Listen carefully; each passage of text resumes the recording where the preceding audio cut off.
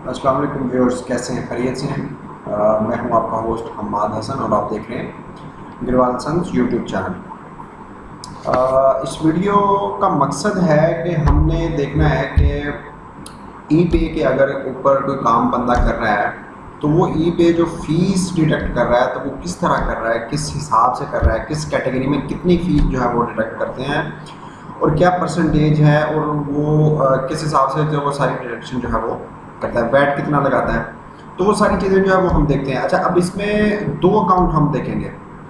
एक अकाउंट है UK base eBay का जिसमें ड्रॉप शिपिंग हो रही है, और एक अकाउंट है कनाडा का जिसमें ड्रॉप शिपिंग तो नहीं हो रही लेकिन वो एक कह लें कि कंपनी ऑन अकाउंट है और वो यानी कि अपनी प्रोडक्ट्स ईबे के ऊपर सेल कर रहे हैं, और दोनों अकाउंट जो है वो मैं हैंडल कर रहा हूँ। तो एक तो मेरा पर्सनल अकाउंट है और एक जो है वो क्लाइंट का अकाउंट है। तो उसमें हम देखते हैं कि कनाडा में वो किस तरह डिटेक्ट कर रहा है और किस कैटेगरी में कितना डिटेक्ट कर रहा है, कॉस्ट वगैरह फ़ीस जो उसकी है, और जो यूके में है उसमें वो किस हिसाब से ईबे जो है वो डिटेक्शन जो है वो कर रहा है। चलते हैं हम अकाउंट्स में।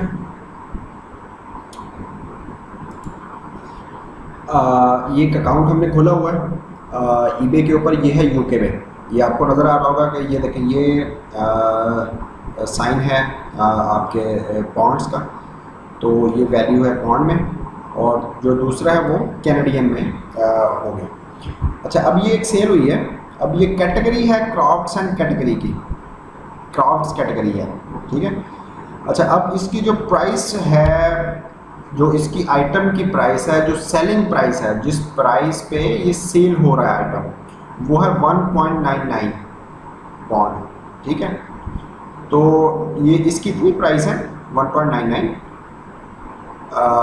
और इसकी जो फाइनल वैल्यू फ़ी है, जो उसने फाइनल वैल्यू 1.99 के ऊपर डिडक्शन किया है, वो 10.6667% के हिसाब से डिडक्शन किया, और वो बन रही है 0.21 पॉन्ड, ठीक है। ये माइनस कर दिया उसने इस टोटल अमाउंट से, 1.99 से ये माइनस हुआ।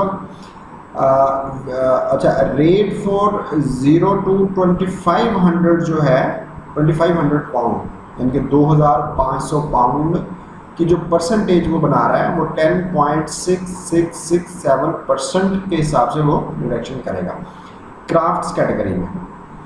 फाइनल वैल्यू फ़ी, अच्छा एक दो वैल्यू फ़ी है, एक ये है जो उस प्राइस के ऊपर वो डिडक्ट कर रहा है। अच्छा, अब ये दूसरी जो है ये पर ऑर्डर फिक्स्ड अमाउंट है, यानी कि आपका ऑर्डर जो है उसकी फिक्स्ड अमाउंट उसने डिडक्ट करनी है, उसकी प्राइस, सेल प्राइस उसकी जितनी भी हो अकाउंट की, वो मैटर नहीं करनी। अब इसमें उसने डिडक्शन की है 0.25 ये फिक्स है, फाइनल वैल्यू की ये फिक्स प्राइस है, जो 0.25 पाउंड ये इसने डिडक्ट करनी है। अब ये टोटल अगर हम इन दोनों को काउंट करें, ये बन रही है 0.46 पाउंड टोटल फीस जो है। अब जो वैट लगेगा वो वैट इस फीस के ऊपर लगेगा। ये जो टोटल फीस उसने डिडक्ट की है 0.46, इसके ऊपर जो वैट लगेगा 20%, वो 0.09% निकलेगा। ये अगर आप कैलकुलेट कर लें अलग से, तो मैं यहाँ पे कैलकुलेट आपको करके दिखा भी देता हूँ। ये कैलकुलेटर में आए हम, 0.46 अगर किसी को डायरेक्ट निकालना है तो वो डायरेक्ट निकाल लें। मैं सिंपल तरीका जो है वो यूज़ करूँगा। इसका हमने निकालना है 20%, 0.46 का 20% कैसे निकालते हैं, मल्टीप्लाई करेंगे उसको हम 20 से, ठीक है, और उसको डिवाइड कर देंगे 100 में, तो ये जो इक्वल आएगा 0.092 ये एक परसेंटेज है आपकी 0.46 की। 20% जो वैट उसने निकाला है वो ये निकला है, ठीक है, 0.09। अब इन दोनों को हम प्लस कर लेंगे। आप प्लस कर दें इसके अंदर 0.46, ये टोटल आ जाएगा 0.552, ठीक है। ये आपका टोटल हो गया। अब उसमें दो वैल्यूज जो है वो निकालनी है, दो अलग अलग से, एक फिक्स है और एक परसेंटेज के ऊपर है। सॉरी, दो वैल्यूज उसने निकाली है और दोनों जो है वो अलग अलग है। अब दोनों को कैलकुलेट किया है और जो उनकी कैलकुलेशन आई है टोटल फ़ी 0.46, उसके ऊपर फिर उसने वैट जो है वो 20% अपना जो टैक्स है वो ऐड किया है। अब ये ऐड हो गया इसके अंदर और ये टोटल जो है वो 0.55 जो है वो कैलकुलेट हो गया। अगर हम अलग से निकाल रहे हैं तो ये एक 10% है और एक फिक्स अमाउंट है। अगर इन दोनों को टोटल करें तो वो हमारी 0.55 आ रही है। लेकिन अगर हम इसमें इस वैल्यू को अगर कैलकुलेट करें कि ये कितनी परसेंट है हमारी सेल वैल्यू की, तो वो एक अलग उसमें आ जाएगा, तो वो अलग चीज़ हो जाएगी। तो उसमें हम देखते हैं कि किस हिसाब से आता है। अच्छा, अब हमारे पास है 0.55।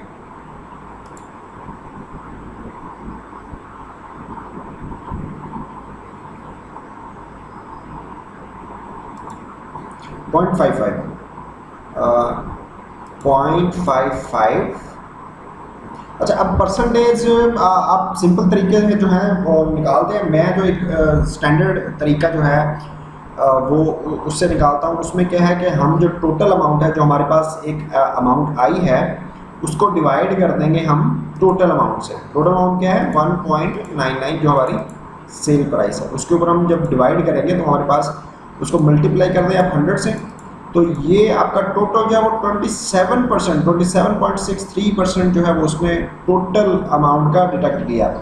लेकिन वो हुआ है, देखें 20% वैट उसने इंक्लूड किया है, फिर उसने फिक्स प्राइस डाली है, फिर उसने कैटेगरी जो हमारी है उसमें उसने 10% उसने वहाँ से निकाला है उसका। तो ये टोटल अगर हम कैलकुलेट करें तो ये 27% जो है वो हमारी फीस बन रही है। लेकिन उसकी डिवीजन आपने देख लिया कि किस तरह हो रही है। ठीक है। अब ये एक अकाउंट था यूके के अंदर, कि यूके में वो किस तरह डिडक्शन कर रहा है। अब दूसरा अकाउंट हम देखते हैं कि वो कौन सा है। और अच्छा, अब ये दूसरा है कि ये है कनाडा में। ये आप देख सकते हैं यहाँ पे कैनेडियन डॉलर में उसकी जो प्राइस है वो आ रही है। इसकी एक सेल हुई है, एक सेल कैलकुलेट हुई है, तो उसने उसकी किस तरह जो है वो उसको कैलकुलेट किया। अच्छा, अब उसमें उसकी प्राइस थी 1.99 पौंड में, और यहाँ पे कैनेडी में 39.99 इसकी सेल प्राइस है। इस प्रोडक्ट की सेल प्राइस है ये वाली 39.99। फाइनल वैल्यू इस कैटेगरी में जो बिजनेस एंड इंडस्ट्रियल जो कैटेगरी है उसके अंदर कैनेडियन डॉलर 0 से लेके 7,500 7,500 कैनेडियन डॉलर पर वो जो फीस चार्ज कर रहा है वो 12.535 के हिसाब से वो परसेंटेज पे चार्ज कर रहा है। ठीक है, ये अब उसने अब इसका जो है 39.99 का 12.35 जो परसेंटेज बन रही है इसकी, वो बन रही है 4.94 कैनेडियन डॉलर। ठीक हो गया। अब ये इसमें कितनी अमाउंट जो है वो बन रही है। अच्छा, अब जो फिक्स वैल्यू है वो उसने वहाँ पे उस अमाउंट में यूके में वो 0.25 फिक्स अमाउंट जो है वो पौंड में डिडक्ट कर रहा था, लेकिन यहाँ पे कैनेडियन डॉलर में 0.30 डिडक्ट कर रहा है। अगर हम इसको कैलकुलेट कर लें Canadian dollar to pound, calculate करके देख लेते हैं। कैट टू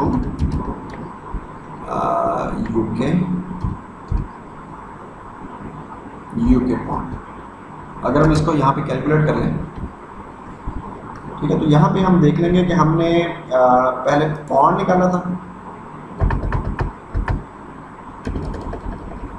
अच्छा, पौंड था 0.25। अगर हम 0.25 वहाँ पे कैलकुलेट करें फिक्स अमाउंट, उसको कैलकुलेट करें कैनेडियन डॉलर में, तो वो 0.44 कैनेडियन डॉलर बन रहा है। लेकिन यहाँ पे वो डिडक्ट कर रहा है 0.30, ये फिक्स है उनका, यानी कि हर कंट्री में वो डिफ़र करेगा, कंट्री वाइज वो डिफ़र करेगा, फिक्स अमाउंट भी डिफ़र करेगी और कैटेगरी जो है वो भी उसमें भी वो फ्लक्चुएट करेगा वो। यानी कि यहाँ पे वो कैनेडियन डॉलर है और कैनेडियन डॉलर में 0.30 वो डिडक्ट कर रहा है। अगर हम एक इसको स्टैंडर्ड अगर कैलकुलेट करें, इसको हम कैलकुलेट कर लेते हैं यूएस टू पॉइंट्स, यानी कि हम यूएस डॉलर में उसको कैलकुलेट कर लेते हैं कि वो कितना कितना बन रहा है। फिर हम उसको फिर एक आइडिया हो जाएगा मजीद हमें। 0.25 था, 0.25 बन रहा है 0.35, ठीक है। अगर हम उसमें पाउंड स्टर्लिंग में काउंट करें 0.25 बन रहा है और यूएस में 0.35 बनेगा। अगर यही हम उसमें कैनेडियन में इसको कन्वर्ट कर लें,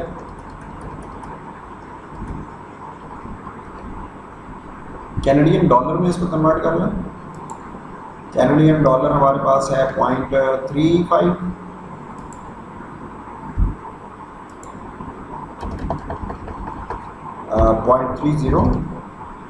अब यहाँ पे 0.24 बन रहा है। अगर हम कंपैरिजन यूएस डॉलर को अगर एज स्टैंडर्ड मान के चलें कि वो उसको स्टैंडर्ड है, तो वो देखें फीस की जो कैलकुलेशन है वो डिफरेंट हो रही है, यानी कि उसमें वो ज़्यादा चार्ज कर रहा है, अगर पाउंड में करें तो उसमें वो कम चार्ज कर रहा है। अगर कनाडा में देखें तो वो कम चार्ज कर रहा है, यूके में ज़्यादा चार्ज कर रहा है।